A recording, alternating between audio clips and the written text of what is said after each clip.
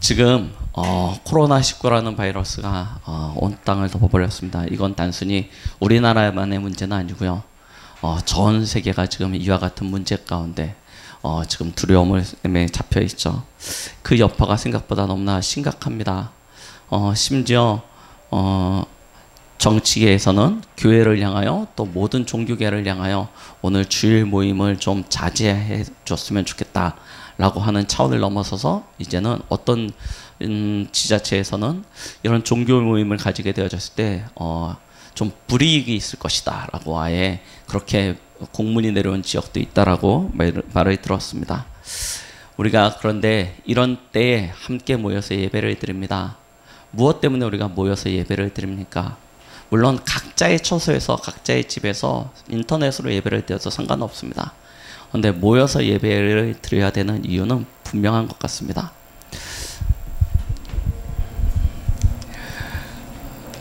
지금 우리 앞에는 재앙이 찾아왔습니다.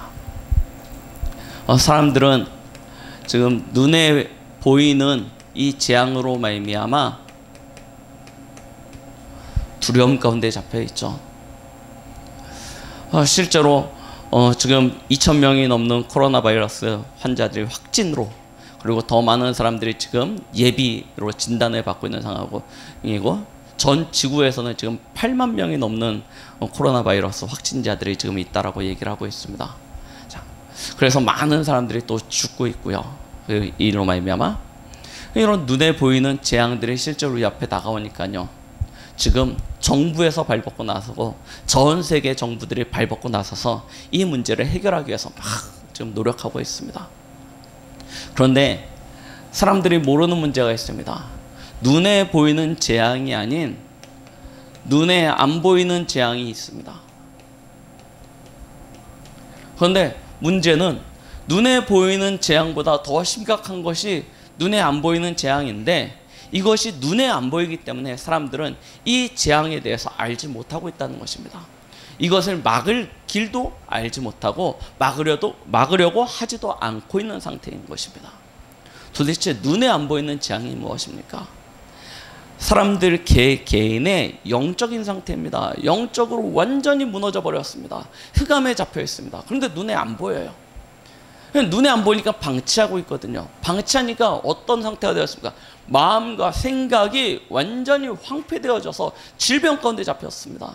그런데 이것이요, 개인주의, 민주주의 이런 것으로, 인권 이런 것으로 딱 변질되어져 가지고요, 이 문제들이 별로 심각하게 느껴지지 않고 있는 상태가 되어졌습니다. 자, 그러다 보니 이런 문제들이요, 각 가정으로 파고들고 부모와 자녀 간에, 부부 간에 완전 문제가 되어지고 있는데, 이것이 오히려 앞으로 우리가 민주주의가 발전되어져서 나아가는 방향이라고 생각하고 있습니다. 개인의 인권이 강조되어지고 자기의 어떤 그런 프라이버시가 강조되어지니까 나타나는 현상이라고 이해되어지고 있는 상태가 되어졌습니다.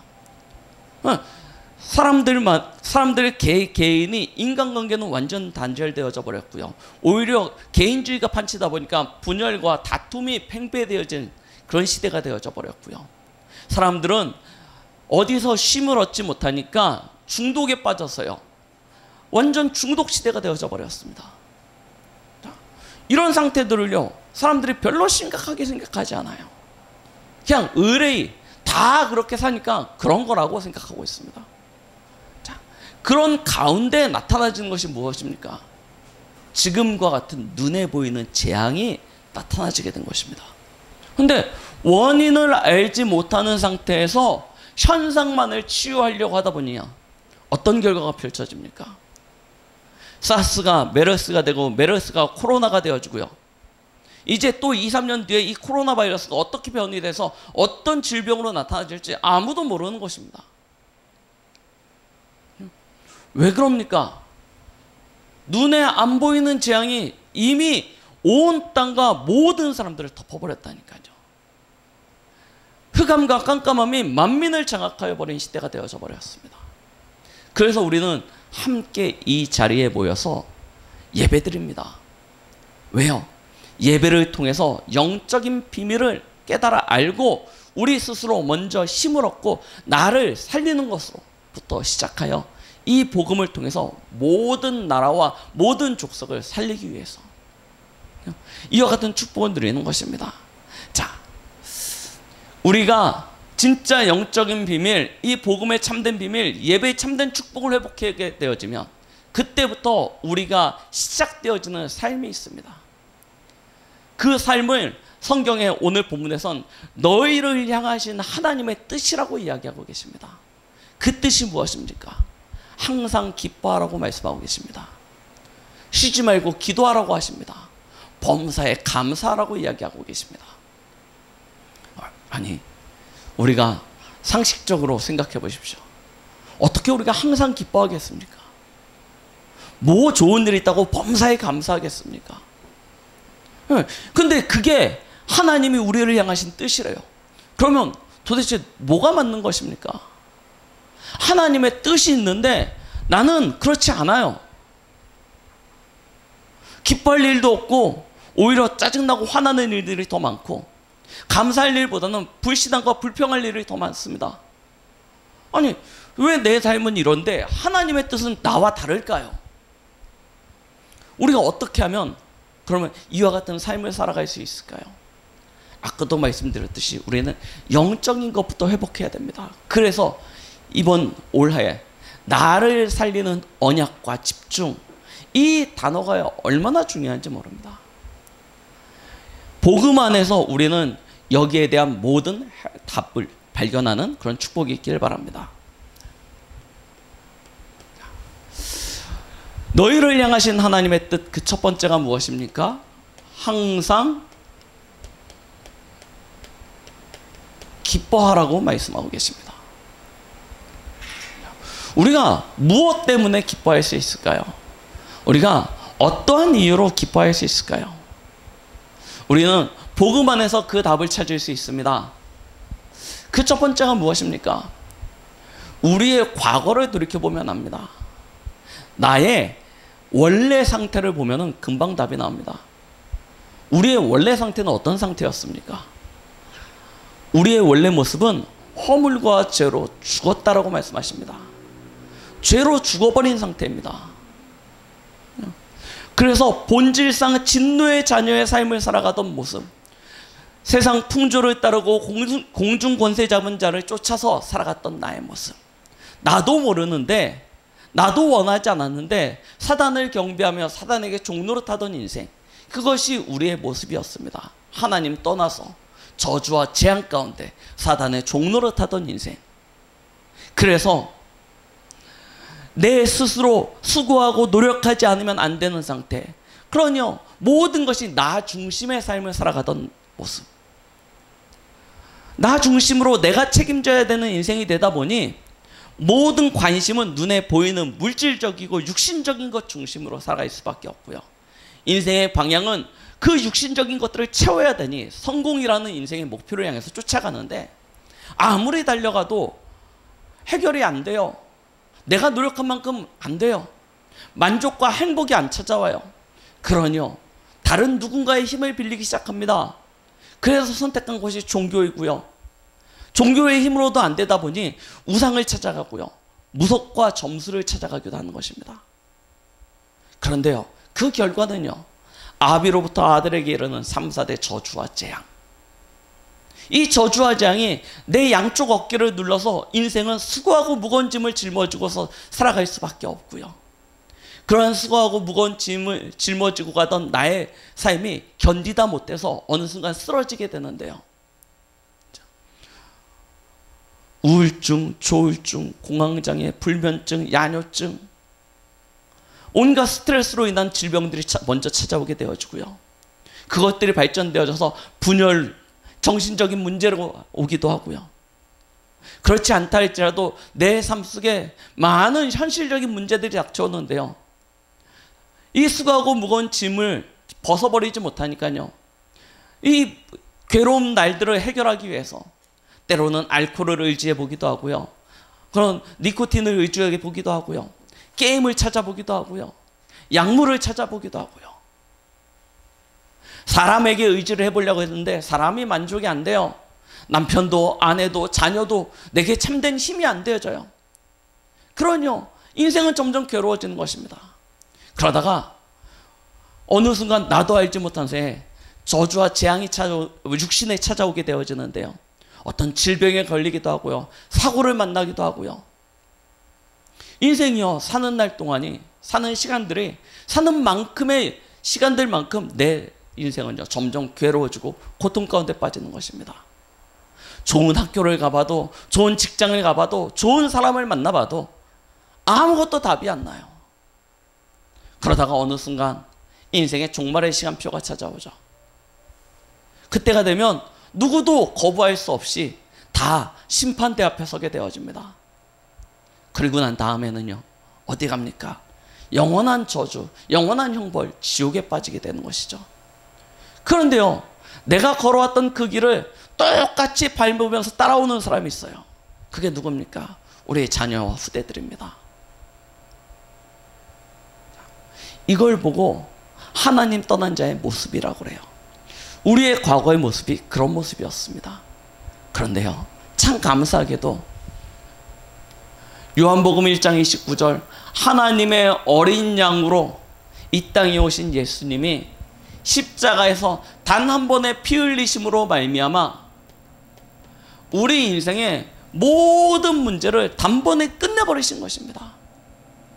예수 그리스도께서 십자가에 피 흘리시는 그 순간 우리의 모든 죄와 허물이 용서를 받았습니다. 그가 저 음부에 들어가셨다 부활하시는 그 순간 사단의 그 일이, 사단의 그 권세가 완전히 박살나버리셨습니다. 박살난 거예요. 그리고 예수 그리스도를 통해서 우리는 하나님께로 나아갈 수 있는 길을 열렸죠. 그래서 우리는 하나님의 아들이신 예수님을 그리스도라고 이야기합니다. 우리를 위하여 십자가에 죽으심으로 말미암아 우리의 모든 죄와 허물을 사하여 주신 참 제사장 되시니 우리를 저 사단의 올무, 사단의 틀, 사단이 만드는 저 함정에서 건져내서 참 자유와 해방을 주신 참 왕 되신 그리스도, 그리고 하나님 만나는 유일한 길 되신 참 선지자 되신 그리스도, 참 제사장, 참 왕, 참 선지자 되신 그 그리스도를 통하여 우리는 참된 구원의 길을 가지게 되었는 줄 믿습니다. 자, 우리가 그것만으로도 감사한데 하나님께서 세상에 많고 많은 사람들 중에서 저와 여러분들을 택하신 거예요. 그리고 우리 안에 그 예수님을 믿을 수 있는 마음을 주셨습니다. 저 성경책은요, 모든 서점에 가면 다 팝니다. 그렇죠? 기독교 서점뿐만 아니라 모든 서점에 가면 다 팝니다. 그래서 누구나 다 알고 있습니다. 예수님이 이 땅에 구원자로 오셨다는 사실을 아마 대한민국에 사는 사람들 중에 모르는 사람은 한 명도 없을 것입니다. 왜 그렇습니까? 우리나라는 크리스마스, 성탄절이라는 날을 아예 빨간 날로 공휴일로 만들어서 다 그날은 다 놀고 있거든요. 이 날이 무슨 날인지 다 알고 있습니다. 그런데요, 중요한 것은 믿는 사람은요, 모두가 다 그 이야기를 들었다고 믿습니까? 그렇지 않습니다. 하나님께서 은혜로 택한 사람들만이 그 사실을 믿게 되어지는 것입니다. 그래서 믿음으로 말미암아 영생을 얻게 되어진 것이죠. 구원을 받게 되어진 것입니다. 이것이 하나님의 은혜요, 하나님의 선물인 것이죠. 하나님이 저와 여러분들을 특별히 사랑하시사 이와 같은 은혜를 주셨고, 예수 그리스도를 믿는 그 순간 우리는 하나님의 자녀가 되는 권세를 가지게 되어졌는 줄 믿습니다. 하나님의 자녀는 어떤 축복을 받습니까? 우리가 예수를 나의 주, 나의 하나님으로 영접하는 그 순간 하나님은 그의 영이신 성령으로 우리 안에 임재하십니다. 하나님이 우리 안에 임재하셨다는 것은 하나님의 나라가 내 안에 이루어졌다는 것입니다. 그 가운데 하나님의 영이신 성령이 우리 안에서 행하시는 일이 있죠. 그것이 무엇입니까? 우리를 가르치시고 우리를 인도하시는 것입니다. 또한 우리의 모든 삶 가운데 주인이 되셔서 역사하시기 시작합니다. 그 힘의 능력으로 우리 가운데 역사하시니요, 우리는 어떤 축복을 받습니까? 원래 우리의 모습은 본질상 진노의 자녀였는데요, 예수 그리스도를 나의 주 나의 하나님으로 고백하고 영접하는 그 순간 고린도후서 5장 17절 우리는 새로운 피조물이 되어졌는 줄 믿습니다. 자, 이전 것은 지나갔으니 보라 새 것이 되었도다 라고 말씀하고 계십니다. 자, 새로운 피조물이 되어진 거예요. 얼마만큼 새로운 피조물이 되었습니까? 이사야 43장 18절로 21절에 보면 이전 일은 기억지도 말고 옛적 일은 생각지도 말라고 하였습니다. 이제 보라 내가 새 일을 행하리니 라고 말씀하고 계시죠. 내가 광야에 길을 내고 사막에 강을 내어서 나의 택한 자들로 마시게 할 것이라고 약속하고 계십니다. 절대 불가능한 것 아닙니까? 광야에 길을 내고 사막에 강을 낸다는 것입니다. 그래서 나의 택한 자들로 하여금 마시게 하실 것이라는 거예요. 그래서 저와 여러분들을 뭐라고 하는지 아십니까? 이제 본질상 진노의 자녀가 아니고 창세기 12장 1절로 3절 복의 근원이라고 말씀하시는 것입니다. 우리는 복의 근원이 되어졌습니다. 얼마만큼 복의 근원이 되어졌냐? 하나님이 우리 안에서 소원을 두고 행하신다라고 빌립보서 2장 13절 말씀에 말씀하고 계시죠. 우리는 이와 같은 축복을 받은 자입니다. 이 은혜로 말미암아 우리가 얻게 되어진 것이 있죠. 그것이 무엇입니까? 로마서 8장 14절로 17절 우리는 하나님께로부터 양자의 영을 받아 하나님을 아빠, 아버지라 부르게 되어졌고 그로 말미암아 우리는 하나님의 유업, 하나님의 상속을 받을 자로 우리는 이제 변화되어졌는 줄 믿습니다. 하나님의 상속자가 되어졌습니다. 갈라디아 4장 1절로 10절 하나님의 유업을 이을 자라고 말씀하고 계시죠. 우리의 신분이요, 우리의 존재가요 완전히 바뀌어져 버렸습니다. 전에는 나 중심으로 나 한 사람 책임져서 먹고 살고 나 한 사람 인생을 만들어가기에도 벅차고 괴로운 인생이었는데 이제는 하나님께서 책임지시고 하나님이 일하시는 상태가 되어지네요. 이 축복이 어느 정도입니까? 나를 통하여 모든 민족이 복을 받게 되어질 것입니다. 하나님은 우리를 통하여 땅끝까지 증인되게 하시겠다라고 말씀하셨습니다. 그래서 이 일을 할 수 있도록 하늘과 땅의 모든 권세를 가지신 예수님이 세상 끝날까지 우리와 항상 함께 하신다고 약속하고 계시죠. 오직 성령이 임하시면 너희가 권능을 받게 되어질 것이라고 또한 말씀하고 계시는 것입니다. 보십시오. 우리는 나 중심으로 내 인생 하나 감당하기 힘들어서 맨날 지치고 넘어지고 좌절하고 그런 인생이었는데요. 아무리 달려가도 인생의 한계를 넘어서지 못하고 어느 순간 인생을 포기해야 되나 싶을 만큼 완전 낙심할 수밖에 없었던 그런 모습이었는데요. 예수 그리스도로 말미암아 변화되어진 우리의 상태는요, 우리의 모습은요 완전 새로운 것입니다. 이전과는 전혀 다른 상태가 되어져, 전혀 다른 존재가 되어진 것입니다. 그래서 우리에게 말씀하시는 것입니다. 너의 현실이 아닌 너희가 이제 다다른 하나님 자녀됨의 그 신분과 그 배경을 가지고 항상 기뻐하라는 것입니다. 자, 이것이 우리에게 실제가 되어지면요, 우리는 이 사실 앞에서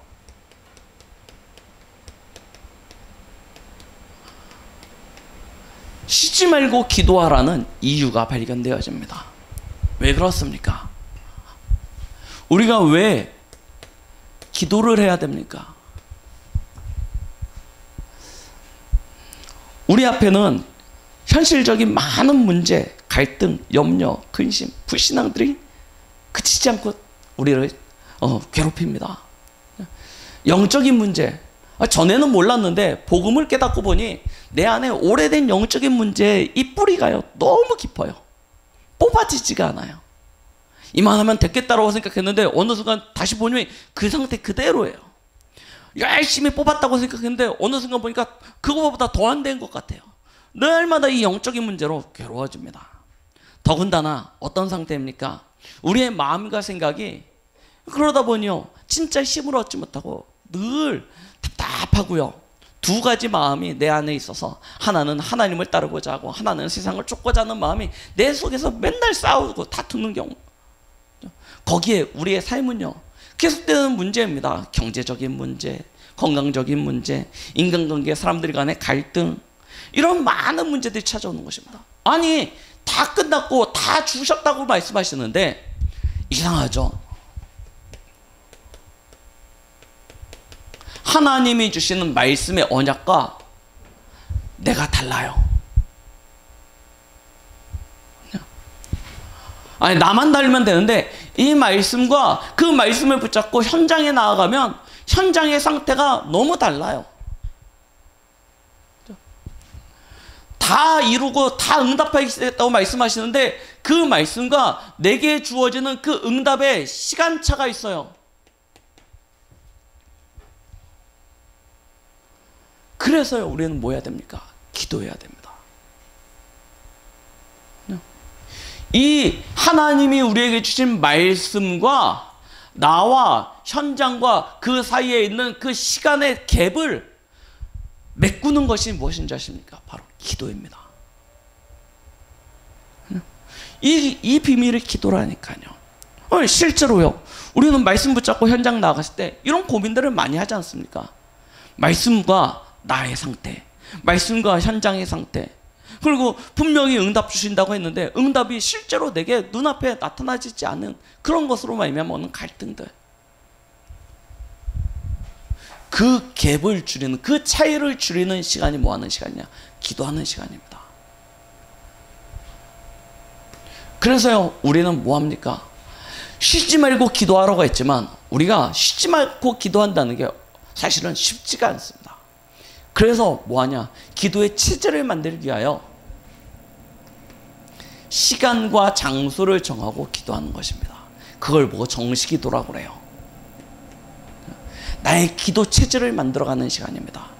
이 시간을 통해서 하나님의 말씀을 확인하고 하나님의 말씀을 붙잡고 기도하는 가운데 우리는 하늘로부터 오는 말씀으로부터 내게 주어지는 힘을 얻는 것이죠. 보십시오. 현실은 계속 어렵습니다. 이런 많은 어려움들이 우리 앞에 닥쳐오고 있습니다. 그때 우리는 갈등할 수밖에 없습니다. 그러다가 계속 번민하고 갈등하고 근심하고 있다가 어느 순간 그래, 말씀이나 봐야지 딱 폈을 때 우리 말씀이나 봐야지 인터넷 딱 클릭하죠. 메시지를 들을 때 하나님이요, 그 메시지 속에서 내게 주시는 은혜가 있어요. 그러면 그 두렵고 불안하고 근심과 염려에 붙잡혔던 그 마음이요, 평안을 얻게 되어집니다. 하나님이 주신 그것이 은혜죠. 거기서 말씀 속에서 그래, 그래도 나는 하나님의 자녀였지, 그래도 하나님이 내 인생의 주인 되셨지, 그래도 하나님이 내 인생을 만들어 가시는 것이지, 그래 지금 잠깐 어렵지만 분명히 하나님께서는 말씀하신 대로 내 인생을 세계복음화의 주역으로 만들어 가실 거야. 이런 말씀을 통해서 내게 주시는 힘, 말씀을 통해서 내게 주신 은혜, 그 속에서 주어지는 치유, 이것이요 나를 살리게 되어지는 것입니다. 그래서 정시기도는 그래서요 하루 가운데 가장 행복한 시간이 되는 것입니다. 가장 힘을 얻는 시간이 되어지는 거예요. 가장 즐거운 시간이 되어지는 것입니다. 말씀을 붙잡고 하나님 앞에 기도함으로 말미암아 하나님이 언약으로 내게 주시는 그 속에서 주시는 힘과 은혜를 회복하는 시간. 자, 그 힘을 붙잡고 어디로 갑니까? 현장으로 갑니다. 그럼 현장 속에서는 우리는 여러 장소와 또 일들을 겪으면서 사람들을 만나죠. 그때 뭐 하시면 됩니까? 무시기도 하는 것입니다. 우리가 힘을 얻고 말씀을 붙잡고 나아가지만 현장은, 세상은 주인된 이가 따로 있다니까요. 세상 임금, 세상 신이 있습니다. 그게 누구입니까? 사단 아닙니까? 사단이 세상 시스템을 자기의 입맛에 맞게 딱 만들어놨습니다. 모든 사람들을 노예로, 포로 만들 수밖에 없는, 될 수밖에 없는 그런 시스템을 만들어놨어요. 그래서요 언약 붙잡고 나아갔지만 우리가 현장에 나가서 봤을 땐 세상은 굉장히 크고 견고해 보이고 우리 자신은 굉장히 작고 약해 보일 때가 너무나 많습니다. 그래서 도저히 이길 수 없을 것 같고, 그러다 보니 두려움에 사로잡히고 어디로 가야 될지, 어떻게 해야 될지 모르게 되는 그런 경우들이 참 많습니다. 그때 뭐 하시면 됩니까? 하나님이 우리에게 주신 말씀을 붙잡고 기도하십시오. 여러분들이 가는 모든 장소 속에서, 여러분들이 하는 모든 일 속에서, 여러분들이 만나는 모든 사람 속에서 하나님이 우리에게 주신 말씀의 언약을 붙잡고 기도하는 것입니다. 그러면 하나님이 우리에게 힘을 주시는데 그 힘은 하나님의 인도를 누릴 수 있게 되어집니다. 하나님이 우리에게 지혜를 주세요. 우리에게 담대히 알릴 말들을 허락하여 주십니다. 그것들을 가르치시고 생각나게 하시죠. 그래서 우리는 그 현장 속에서 승리할 수 있는 축복을 누리게 되는 점이 있습니다. 그리고요, 진짜 중요한 문제가 생기죠. 그때는 뭐 하시면 됩니까? 깊은 기도하시면 됩니다. 내 힘으로, 내 수준으로, 내 능력으로 도저히 해결할 수 없는 중요한 인생의 문제들이 찾아왔을 때 그때 깊은 기도를 하십시오. 하나님이 우리에게 주신 그 말씀을 붙잡고요, 하나님 앞에 잠을 자지 않고 진짜 생을 걸고 기도하시는 것입니다. 굶어가면서. 그러면 그때 하나님의 기적을 체험할 수 있게 되어질 것입니다. 예수를 그리스도로 고백한 베드로에게 예수님이 주셨던 3가지 축복이 있는데요, 그 중에 가장 중요한 축복이 무엇입니까? 우리가 실제로 누릴 수 있는 가장 중요한 비밀이 뭐니까 천국 열쇠를 주신다는 거예요. 네가 땅에서 무엇인지 매면 하늘에서 또 매일 것이요, 네가 땅에서 무엇인지 풀면 하늘에서 또 풀리리라 약속하셨습니다. 바로 기도에 대한 비밀이죠. 우리가 진짜 기도에 대한 이 언약을 붙잡고요, 하나님 앞에 진실된 기도를 하면요, 하나님은요 우리의 기도를 귀 기울여 들으시고 응답하십니다.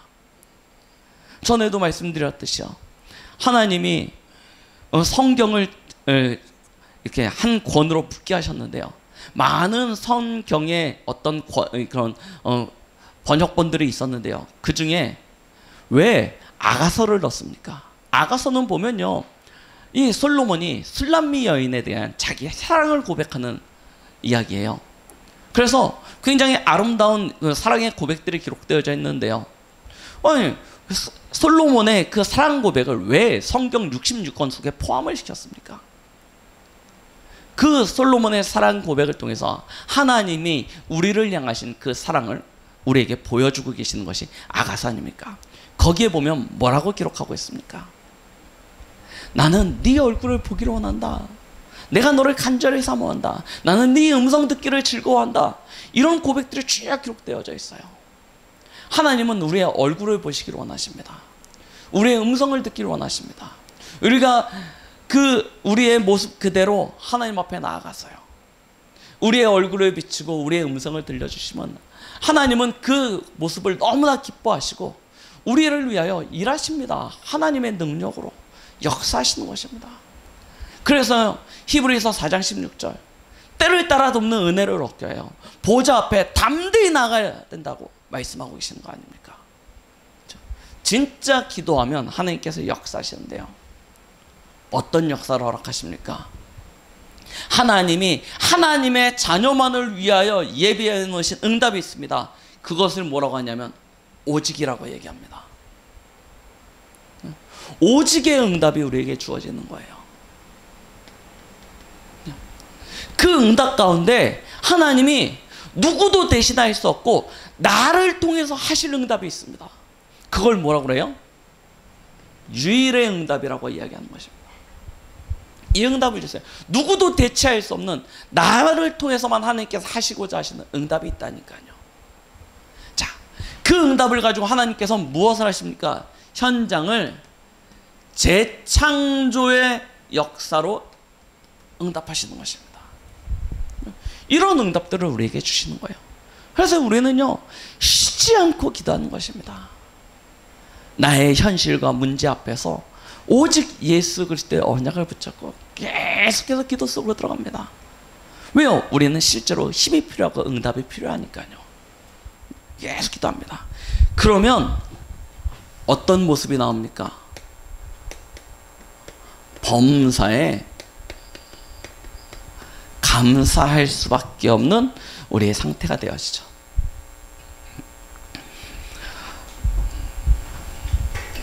많은 사람들이, 그렇죠? 육신적인 것이 내게 채워져야 감사할 수 있다라고 생각합니다. 돈이 생기고 성공을 하고 좋은 대학교에 진학을 하고 좋은 직장에 취직을 하고 좋은 사람을 만나고 그죠? 건강해지고 그런 것들이 있어야 감사합니다. 그런데 실제로는 그런 것들이 없다 할지라도 감사할 수 있는 상태가 되어져야 됩니다. 육신적인 것이 만족되어져서 감사하는 것은요, 모든 사람들이 다 동일하게 감사합니다. 어느 날 로또 기회를 이렇게 어디 가다가 누가 내가 2개 샀는데 나 하나 가져와 해가지고 줬는데 그게 딱 당첨됐다고 생각해 보십시오. 불신자도 할렐루야 한다니까요. 그거는 진정한 감사가 아닙니다. 잠깐 내가 배부름으로 말미암아 나오는 감사는요, 참된 감사가 아닙니다. 진짜 감사는요, 아무것이 없다 할지라도 감사할 수 있는 상태가 되어져야 되는 거예요. 진짜 언약 하나만으로 감사할 수 있는 상태가 되어져야 됩니다. 그러기 위해서 먼저 무엇이 회복되어야 됩니까? 사실은 우리의 마음과 생각입니다. 우리의 육신은 마음과 생각을 통해서 움직여집니다. 내 마음이 있는 곳에 육신이 가게 되어질 거예요. 내 생각이 머무는 곳에 내 삶이 머물게 되어져 있습니다. 그래서 마음과 생각이 회복되어지지 않으면 사실은 육신의 참된 감사는 나오지 않게 되어지는 것이죠. 근데 마음과 생각이 회복되어지려면 무엇부터 회복되어야 됩니까? 사실은 가장 중요한 것이 우리의 영적 상태가 가장 중요하죠. 내 영적인 상태가 어떤 상태냐에 따라서 마음과 생각이 불안하기도 하고 초조하기도 하고 두려움에 사로잡히기도 하고 행복해지기도 하고요. 우리의 영적인 상태가 성령 충만하다 그러면요, 두려울 게 없습니다. 불안할 게 없습니다. 두 손에 내 주머니에, 아니 오늘 당장 먹을 쌀이 없어도요, 내 영적인 상태가 충만하면요 행복합니다. 그런 경험들을 혹시 해보셨는지 모르겠습니다. 김동호 목사님 예전에 그런 이야기를 하셨죠. 얼마 불도 안 들어오는 옛날 그 응암동 그 쪽방에서 생활을 하실 때, 그때요, 이전에는 완전 지옥이었어요. 완전 지옥과 같은 삶이었는데 예수 그리스도를 만나고 나니 그 쪽방, 불도 안 들어오던 그 쪽방이 천국으로 바뀌더라 말씀하시는 걸 우리는 고백을 들었습니다. 진짜요, 너무 인생이 힘들고 무거울 때요, 야 이거 죽어야 되겠다 생각되어질 때가 있었거든요. 그때요, 진짜 답이 안 나오더라고요. 인생을 진짜 포기하고 싶을 만한 상태가 되어지니까요. 그러다가 너무 힘드니까 그냥 교회 가가지고 잤거든요. 엎드려서 할 수 있는 게 없으니까 엎드려 자면서 하나님 앞에 기도했습니다. 그냥 그때는 약간 좀 신비주의적인 경향이 있어서 강단 앞에서 있으면 은혜 많이 받는다고 해가지고 의자 위에 있던 이 방석을 걷어다가 요 강대상 앞에 쭉 펴놓고 거기서 기도하다가 엎드려 자고 그랬던, 어렸을 때 그랬었거든요. 그렇게 엎드려서 기도하는데 처음에는 뭐합니까? 불평하고 원망하고, 하나님 왜 나를 이렇게 만들었습니까? 왜 내 인생을 이렇게 만들어갑니까? 막 하다가 어느 순간 하나님이 은혜를 딱 주시는데요, 그 은혜와 성령의 충만함을 딱 받고 나니까요 어떻게 되어집니까? 바뀌어져요. 완전 바뀌어져요. 아무런 힘이 없었는데 딱 바뀌어지는 거예요. 그게 오랜 시간이냐? 그렇지 않습니다. 진짜 내 영적인 상태가 회복되어지니까 마음과 생각이 딱 바뀌어버려요. 그때부터 무엇이 되는지 아십니까? 감사와 찬양이 나오기 시작하는 거예요.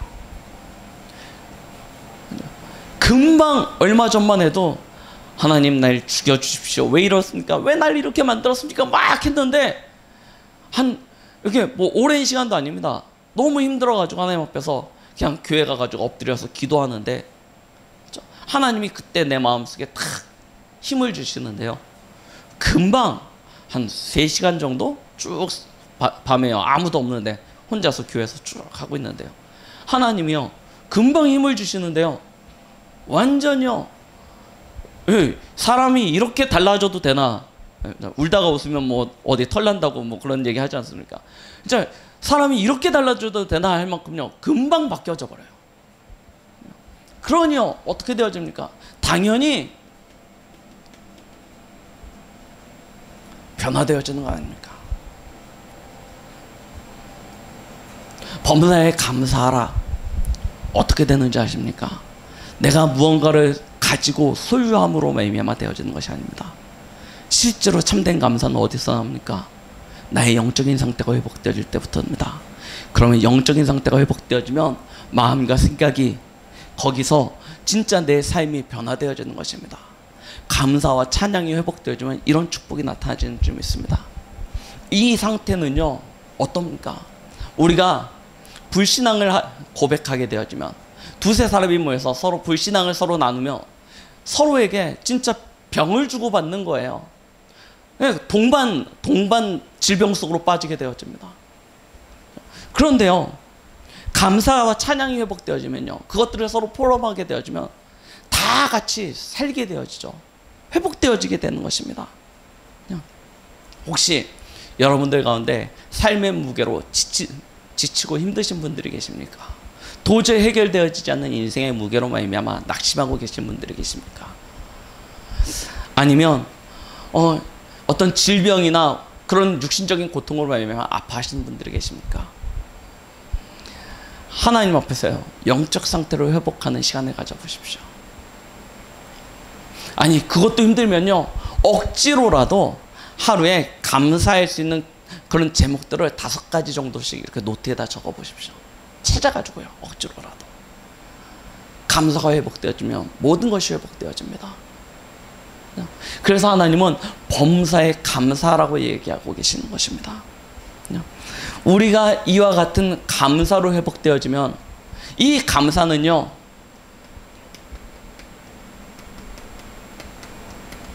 나를 살리게 되어지고요 이것이 전달되어져서 우리가 있는 모든 현장을 살리게 되어집니다.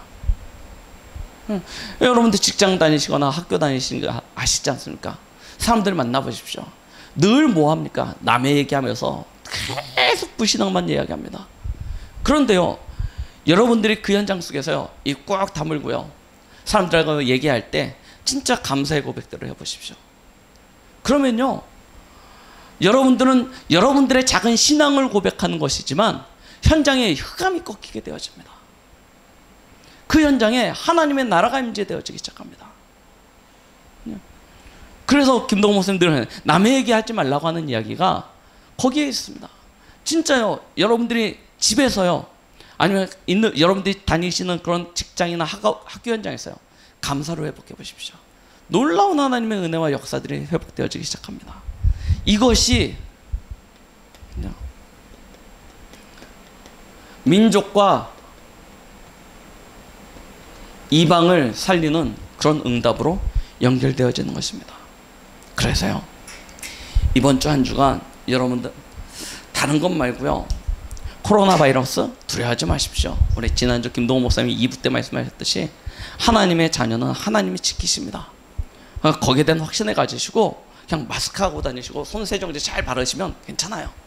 너무 두려워하지 마시고요 오히려 진짜 나를 죽이는 일들이 있습니다. 눈에 보이는 것 말고 눈에 안 보이는 나도 모르는 사이에 내게 다가와서 내 영혼을 잠식하여 내 마음과 생각을 황폐케 만들고 내 육신을 병들게 만드는 안 보이는 재앙이 있습니다. 그것을 막는 복음 집중이요. 복음 집중을 통해서 오늘 우리에게 주신 말씀처럼요 항상 기뻐하고 쉬지 말고 기도하고 범사에 감사함으로 나를 향한 하나님의 뜻을 이루는 그런 복된 한 주간이 되시기를 예수 그리스도의 이름으로 축원드리겠습니다. 기도하십니다. 하나님 아버지 감사드립니다. 오늘도 우리에게 말씀을 주시며 감사드립니다. 우리를 향하신 하나님의 뜻을 우리가 발견하였사오니 하나님 참된 복음 집중을 통하여 항상 기뻐하며 쉬지 말고 기도하며 범사에 감사하는 그런 한 주간이 되도록 축복하여 주시옵소서. 예수 그리스도의 이름으로 기도드렸습니다. 아멘.